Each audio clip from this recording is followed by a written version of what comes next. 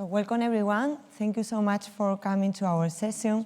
Today we are going to talk about how to implement your big data solution with big objects and Async SOQL, two features that Salesforce has released.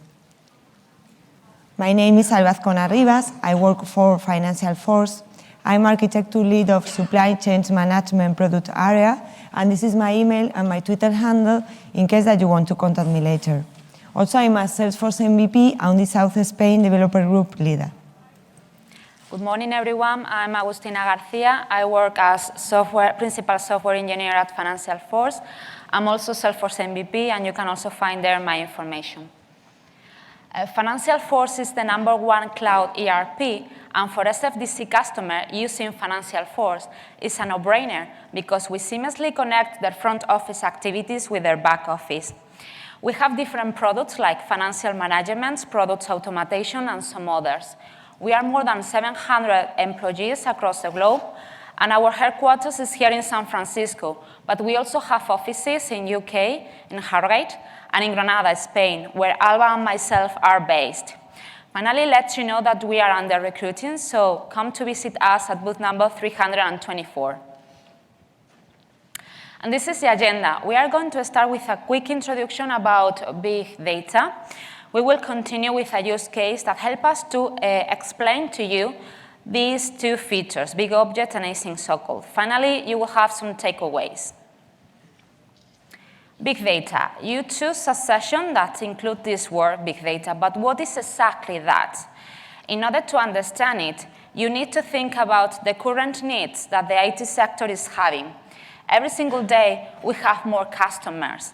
And also, it's increased the information that we need to store about these customers. And it's not only the fact that we have to store huge amount of data. We need to keep it longer. Because of that, we need to have tools that help us to analyze these large data sets and retrieve the information that at the end is useful for that. And that's exactly what big data is. Maybe a definition could be that it consists of storing extremely large data sets that may be analyzed in order to reveal patterns and trends mainly related to human behavior and interactions. So which better way to explain all of this than with a fairly real use case? Agustina and me, for the purpose of this presentation, have created a fake company called Alhambra Developers. As a company that creates software, we have a story custom object in which we store the definition of the functionalities that we are going to deliver. And we, as employees, often perform code reviews of these stories. As you can see, per the age of the glasses, we started doing code reviews a long time ago. And now we have a big problem because our organization is full of code review records, and we are about to hit storage limits. So we need a solution. I know how can we solve that issue. Maybe we can use external objects. We can connect our external system with our Salesforce organization and keep this data outside of Salesforce. You are right, Agustina, but if we use external objects, we will have to pay storage in the external system. I will need to also to build the integration within Salesforce. Yeah. Why don't we try a different solution? Maybe we could take a look at big objects, because big objects live within your organization, and at least we will only have to pay Salesforce. Sound interesting. Tell me more about big objects. So big objects is a feature that has been made generally available by Winter 18. So you can start using big objects right now. Relational databases start to break down at millions of records. For that reason, Salesforce has created a fully new infrastructure to support big data. This infrastructure is built with proven data technologies, as for example, Hadoop, Apache HBase, Phoenix, or Apache Pig. Big objects are going to live there, but the good news is that you will be able to create relationships against big objects. You will be able to manage your big objects in Apex and SOQL with some limitations. You will be able to create big objects with bulk, REST, or SOAP API, and you will be able to set up CRUD and FLS over the big objects. So what are really big objects? Big objects is a new type of object in your organization which API name ends in __b. And this is there to support large data volumes. But they don't count towards the storage limits in your organization. Isn't that fantastic? Yeah, you made my day, Alba. So Salesforce has already started using big objects. We have some standard big objects in our organizations, for example, field history archive or login events from event log monitoring. But also, you can create custom big objects. However, not all the field types are going to be available. For example, you can create text field types, number field types, date time, and lookups, but only those field types. And lookups, you can create lookups to standard objects or to custom objects, but not to big objects yet. So, in our use case, we want to create a code review history big object to archive all those old code reviews that we have in our organization. How can we create that big object? Well, for now, you cannot go to the setup UI and create it there. You have to use the metadata API. So what we will need to do is to create a code review history __b.object file in which we are going to define the fields that my object is going to have, the indexes, etc., and deploy it with the metadata API. The metadata type that you have to include is the custom object one. And it's a good idea to deploy a permission set giving CRUD or FLS access to the object because by default it's going to be hidden. Also, you have to think carefully about the fields that your object is going to contain because by now, once the object is deployed, you won't be able to add new fields or change the existing one, just some information. So that's something that you have to think carefully. And let's see a demo of how to create big objects. So here, I have a package XML with the metadata type included, and I have created a big object called code review history 5. This is the definition of my code review history. I have some fields, some indexes. We will talk about indexes later. And what I'm going to do is to save this into the organization because I have my Maven project connected to my organization. If we wait for some seconds. Now, in the organization, I can go to the setup menu and see that my big object has been correctly created. So I cannot create big objects here, but I can view them. And you can see that the UI is very similar to the custom object ones, but with less functionality. Here we have the fields, the indexes, etc.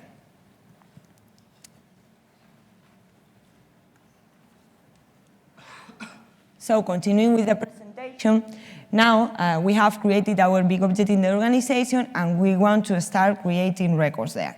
So we have several options to do that, but using the standard UI is not an option. So you cannot create a tab and start adding, well, in our case, code review history records. But we have other options. So one of the options could be using Async SOQL, but Agustina is going to explain that later. Another option could be use the REST, SOAP, or bulk API. So, for example, we could have a CSV with the records that we want to insert in our big object and use common tools as Workbench or Data Loader to insert that information. But we have a third option as well, which is using Apex. So what we can do in Apex is to instantiate the big object. The syntax is very similar to the custom or standard object ones. The only difference is that the standard DML operations are not going to be available. You will need to use the database.insertImmediate. And this method is going to return a saved result that you can inspect to do the error handling. Something to bear in mind is that big object operations are not transactional, so the rollback won't be performed automatically for you because really what you are hitting is a different database, not the typical Oracle database that Salesforce has behind the scenes. And how to delete big object records? Well, simply we can't. By now, we can't. If you have to delete them, you can open a case with Salesforce support and they will help you, but there's no default functionality for doing that. But we want also to query records because we want to use Lightning component, Salesforce page, or something in which we want to show those records. We have several options as well for querying records. So one of the options will be Async SOQL, which Agustina will explain later, but also we can directly use SOQL with some restrictions. To explain these restrictions, first I have to talk about indexes. From API 40, deploying an index is something that is compulsory. If you try to deploy a big object without specifying an index, the deployment is going to fail. And this index is going to be the primary key of the record, which is the unique identifier of the record in that highly scalable database. The primary key can be compound, up to 5 fields, and is going to be useful to update records. Remember when I was talking about creating records, I only mentioned insert, but you can also update records. How can we do it? Well, if in that CSV that you are specifying or in that set of data that you are creating with Apex, you specify a field for which the unique identifier already exists in the database, what is really going to happen is that the record will be updated. So the database.insert immediate or the insertion through the APIs will act as an upsert if the index is already there. Let's see an example. In our code review history big object, we have created an index built by employee, story, and code review date. Employee and story are two lookup fields, and code review date is a datetime field. So what we could do is to have records with different combination of these 3 fields, and that would be the unique identifier of the record. And this index is also needed if you want to filter by or order by in a SOQL query. So in contrast with normal SOQL queries, you need specifically to have this index in order to be available to filter by or order by. In our case, we will be able to filter by employee, or by employee and story, or by employee, story, and code review date, by always following that order. So this will be a valid SOQL query for this index defined here. Note as well that in the query, you can bring information from related custom objects, as for example, the employee or the story. And also think carefully about the filter necessities that you are going to have in advance, because once the object is deployed, you won't be able to change the index, same as with the fields. So you have to think carefully about that. Let's see a demo of this.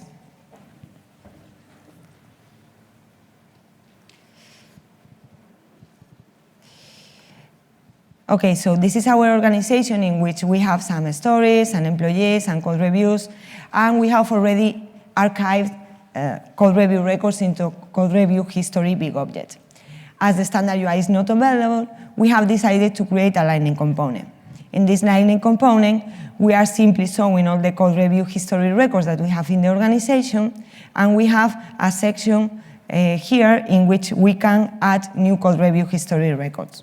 So I'm going to add a code review history for story 5, employee 6, and I'm going to add a comment. This is the second session at Dreamforce.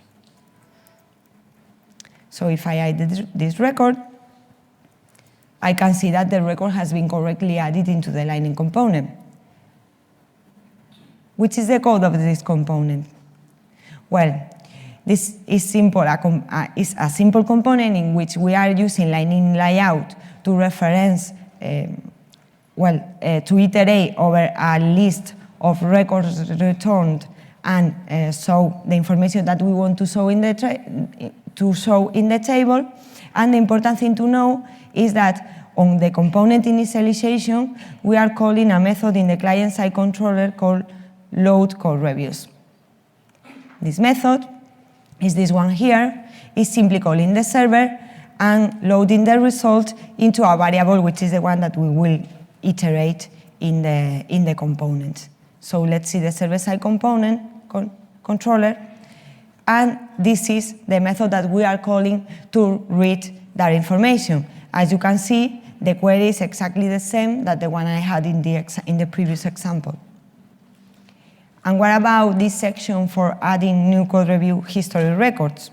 Well, in that case, what we have is a lightning button in which we are calling a method add code review in the client-side controller.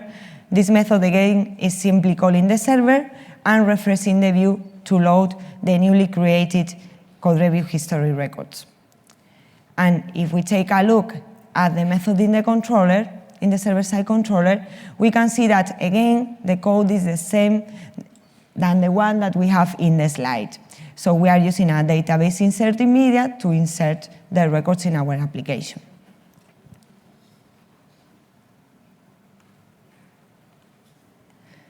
What about if you are in Classic? Don't worry, because you can create a Visualforce page in the same way. The only detail that you have to bear in mind is that a standard controller is not going to be available by default. You have to create a custom one. Okay, Alba. I really like big objects. I understand the restrictions. But what about with those fields that custom object has and big object doesn't support? Like, for example, checkboxes. Or even more important, I have many master detail relationships. Okay, don't worry, Agustina, because as we have been working so hard for our archiving solution, we have some workarounds. Yeah. So, for example, if you want to archive an object for which you have a checkbox, what you could do is to create a formula field from the checkbox and just store the resulting text from the formula field into a text field on the target big object. Or you could do exactly the same using a number formula field. You will store the resulting number on your source custom object on a number field on the target big object. If you have a pick list, don't worry at all, because you can do exactly the same. You can create a formula text field with the values of the pick list and then copy that information into a text field on the target big object. And if you have a master detail, don't worry at all as well, because what you can do is to directly copy the ID that you have in your master detail to a lookup into the target big object. Great. Finally, remember that at the beginning of the presentation, I said that you can create lookups to standard and custom objects, but you cannot create lookups to big objects. But sometimes, maybe you need that for the solution that you want to implement. So a possible workaround is to create fields that reference the big object primary key. So in our example, imagine that now we want to extend our big object solution to create a new big object that references our code review history big object. For that, what we will need to do is to create two lookup fields and a datetime field in the target big object, because those were the fields that were part of my code review history object index. And then, as this combination is always going to be unique, I can reference the records in that way. Finally, we have seen many differences between big objects and subjects, but I want to highlight some of them I haven't talked about. For example, you have to bear in mind that triggers are not available for big objects. Also, that sharing is not available, although CRUD and FLS is. And also that search and reports and dashboards are not available for big objects, and I don't think they are going to be. But alternatively, you can use Wave, or you can use another kind of solution that Agustina is going to explain later. And that's all. Agustina? Great. Amazing big objects, right? Okay, so we will continue with our use case, archiving solution. We were saying that we have code review records, custom object, and we want to move to code review history record, big objects. But how can we do it? After Alba's explanation, we can think, okay, I can create an asynchronous process like batch Apex or Queueable. I can use query more in order to handle a large amount of data. And also I can use database.insert immediate in order to insert the big object records. And maybe that's enough for our use case. But what about if we are talking about real big data? Async SOQL is the solution.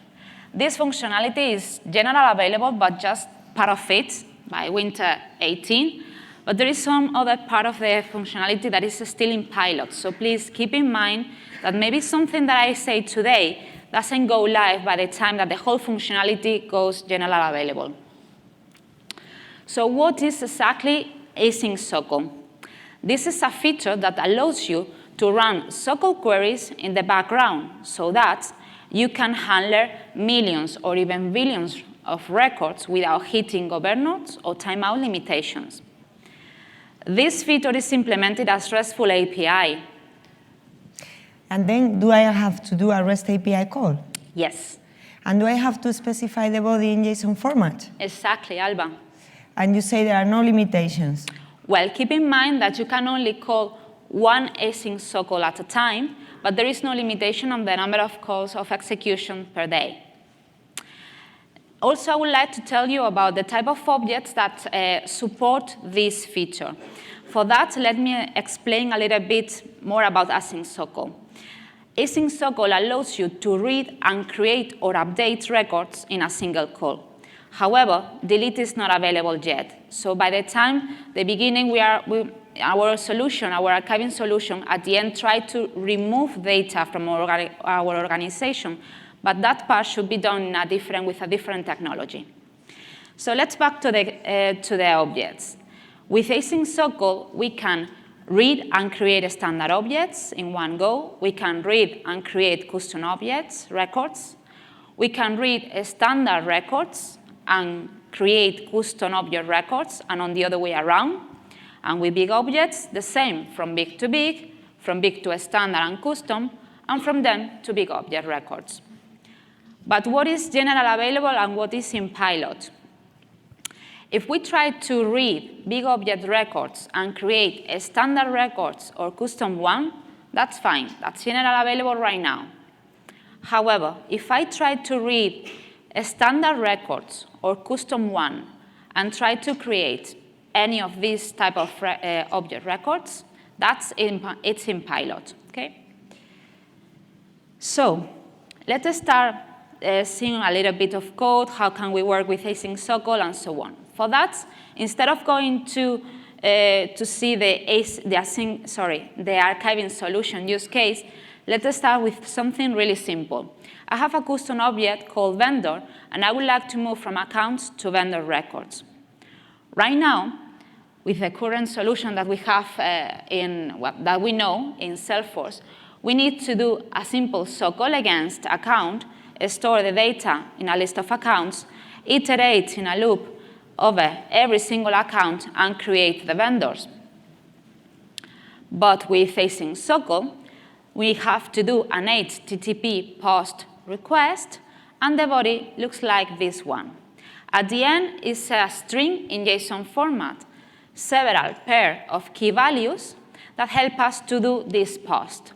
Maybe you can think that the passing as a query in a JSON format is difficult, but you can see that it's not the case. The first key is the query, and the value is the SOQL. At the end is a copy-paste from the previous slide, so no difficult at all. The next key is the operation. What are we going to do? I'm going to read accounts, what I define in the query, and I'm going to create or upsert records, okay? But taking into account the primary key that Alba explained before. Also, we are going to, what are we going to create? At the end, vendors records. And we need to define the mappings from where we are going to get the information, account fields, and where are we going to store this information, vendor fields. We also have the option to use literal instead of fields as a source and store the data in my vendor fields. This is in pilot because we are reading custom object records and we are reading standard object records and creating custom object one.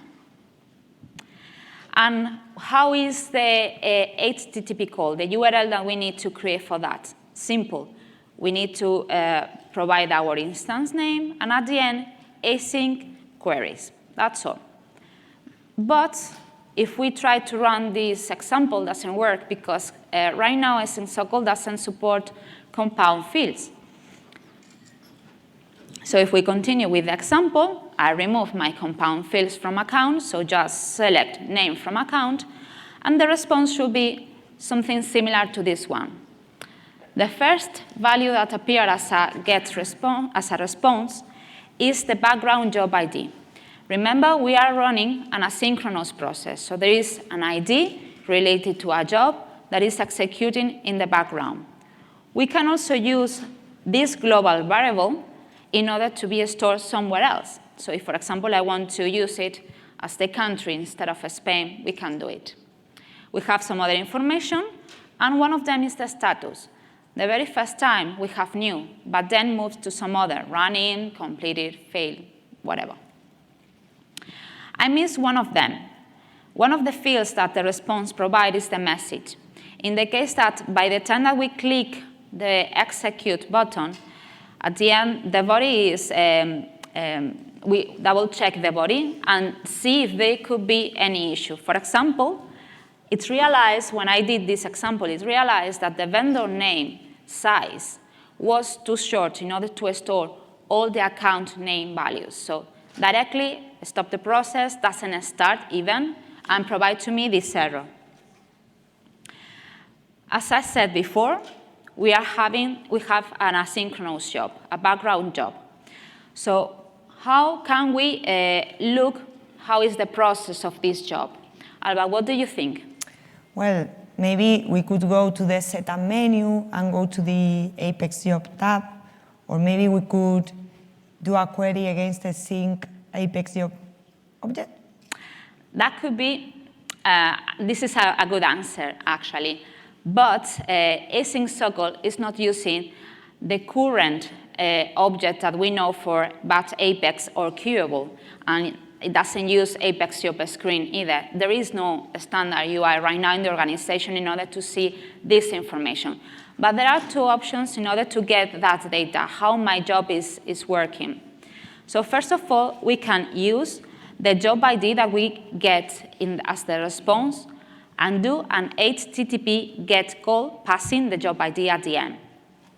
Then, if we continue running this call, it moves from running to complete. So by that time, we realize that the job has finished. The second option is doing a simple SOQL against this new object, background operation, where we can identify more information related to this background job, like, for example, when it finished, the status, and so on. But this is not the only object that has been included with Async SOQL. We also have background operation results. In the case that we have an error, for example, imagine that my target record has a require field, but the source value is empty. At the end, we have an error. The require field are missing and the field. But instead of stopping the post call and lets you know, it continues running. It just logs this error on this table, background operation result, and continue executing the other records that it finds. Keep in mind that if you want to double check if in this table there is any error and see if your process has completed successfully or not, this information will only be there the next 7 days after the execution. And that's all. We have created vendors from accounts with the vendor name, no compound field information, and the country Spain, the literal one. But what about if I want to cancel the job? In the Apex job screen, we have the abort link, but as we said before, there is no standard UI for that. But there is a way to do it. We can use the job ID and do an HTTP delete call, and the job is canceled. And let's start talking again about our archiving solution. We are going to move from custom to big objects, okay? So at the end, the body is similar to the previous one. We are going to read code review custom object records and create custom code review history big object records. Then we have the mappings, and the response is similar to this one. This is in pilot 2. We are reading custom records and creating big object records. But let's see how it works. So if we go to Workbench,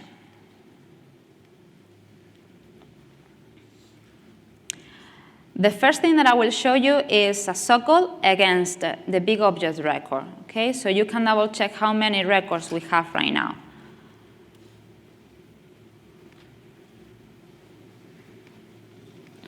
So I have here my query.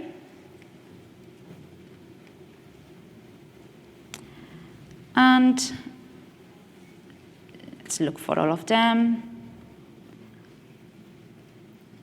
Yes, we have all the records here. We have 394 records. Now, if I go to REST Explorer, post, add / async queries, and use this JSON. It's the same one that I showed you in the previous slide. So this is the response, the job ID, the operation, the query, and so on. If I copy the job ID and open another REST Explorer, do a get, passing the ID, and now you can see that it quickly moves from new to running. Finally, if I go to SOQL again, I can also go to background operation, and there, for example, look for error, the name, and status, where ID is equal to my ID. And it's running right now. This is an asynchronous job. It's running in the background. Let's continue with the presentation, and we will back later to see the results. So we have been showing this example via Workbench, but what about if I need to include this in my code? Pretty simple. At the end, it's an HTTP call, so the only thing that we need to do is to create the URL, pass it as a set endpoint, also create our body as a string in JSON format, and the only thing that we need to keep in mind is that we need to include the remote site setting, otherwise the call will fail. That's all for the archiving solution use case, but let's move to another one, predictive analysis. Not sure if you remember at the beginning we were saying we have extremely large data set of, that at the end is my big data, and sometimes we need to get some information. That's what happened to us. At the end, we have too many code review history records, and we get some information about that. Actually, our manager asked us to create some reports in order to see the score that every single employee provides to the code reviews. So at the end, we decided to do an analysis of this data and move from code review history, big object records, to a custom one. And having that information in a custom object, we can also use Salesforce reports. So you remember, reports are not available for big object records. So that's what we are going to do. We're moving from code review history to code review reports object. We are moving from big object records to custom one. And this is the body. At the end, it's similar to the previous one. We are going to do an average of the score, grouping by employee. And the only thing that we have to highlight here is that we are using the alias as a source instead of the field or instead of a literal. We use the alias for that. And this is general available because we are reading big object records and moving to a custom object record. And this is the result. At the end, we have code review reports with the average per employee. If you are in Lex, you can also create a dashboard in the same list view and see the information there. And also you can create your own report and get the similar information.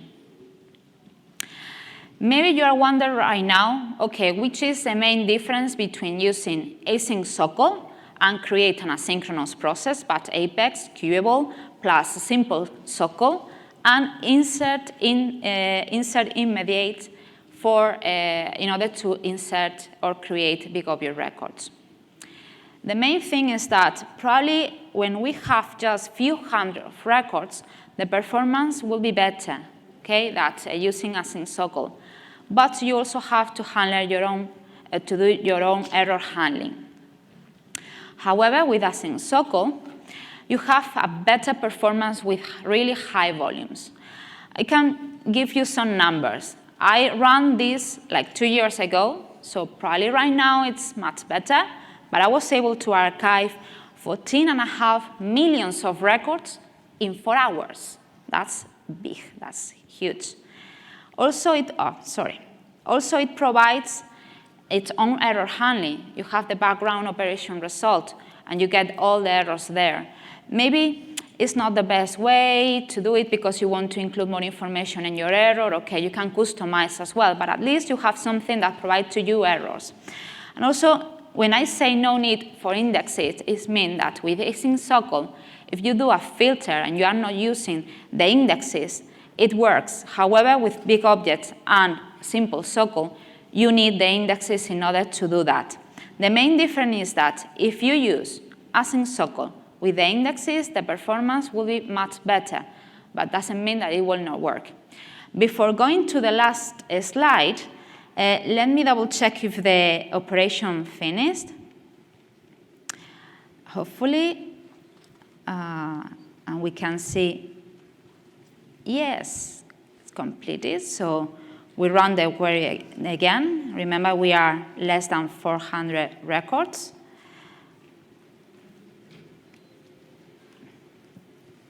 And yes, right now, we are 436 records.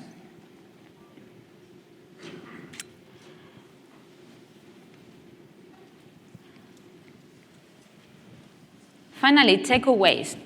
Remember, big objects is a new feature. It's a new type of object, and it doesn't count against a storage limitation. Also, it's generally available by Winter 18, so you can leave this session and start playing with them.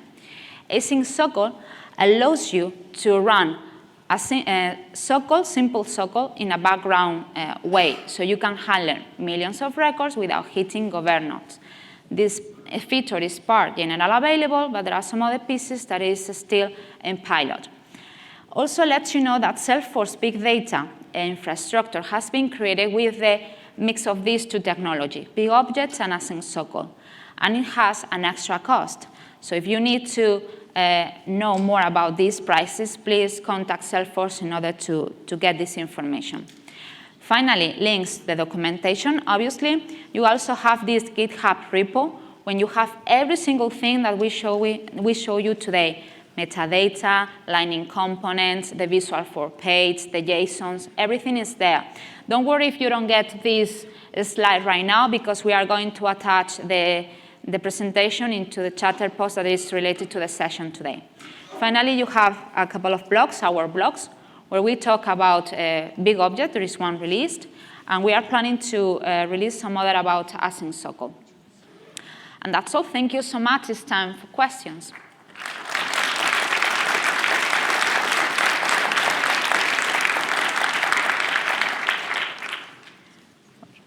If you have questions, you can go to the microphone, please. No questions? Well, again, thank you so much. And oh, there is one question.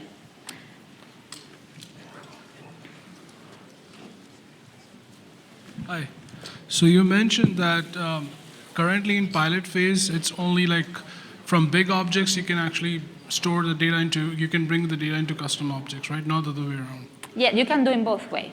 Okay. You can, with Async SOQL, you can read a standard and custom objects and store the information in big objects, and on the other way around. Actually, everything. No, what's generally available right now? General available, sorry.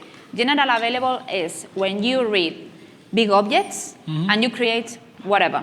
Okay. A standard, custom, or big object. So if, let's say if I want to bring in information from a custom object to a big objects, then if it's a generally available, then in generally available, that's not possible. That's in pilot. Okay. From custom. So I can use an async SOQL to kind of populate that, at least in general available right now. Okay. All right, thanks. Thank you.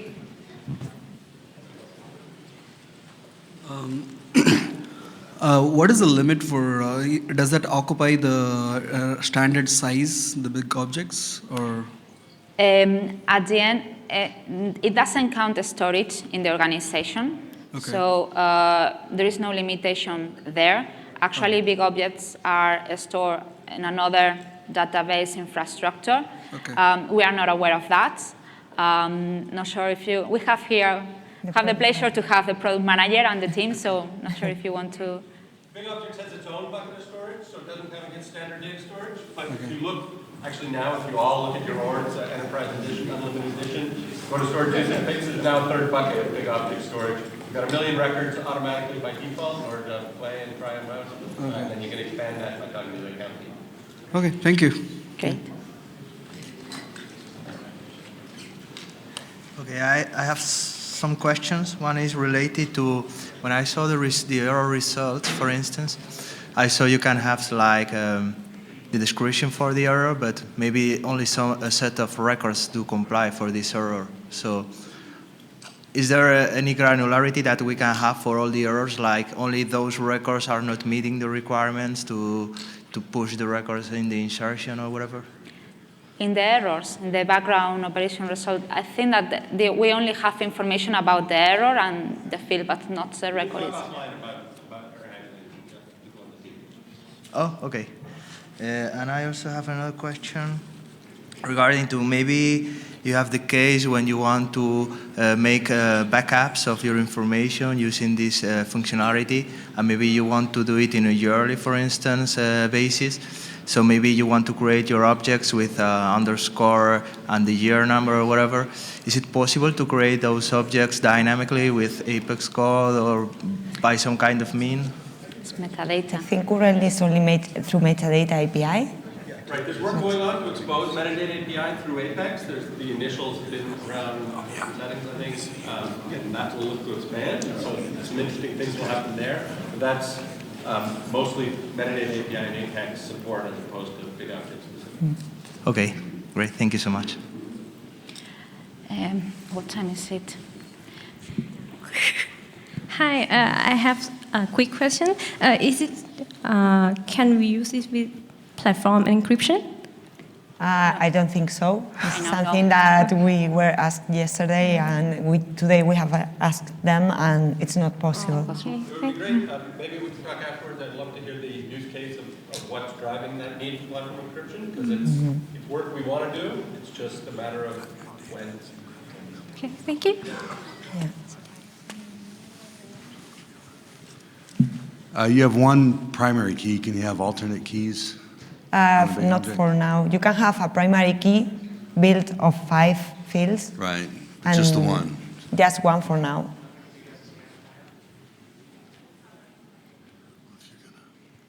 Okay. Great. Thank you so much. Thank you.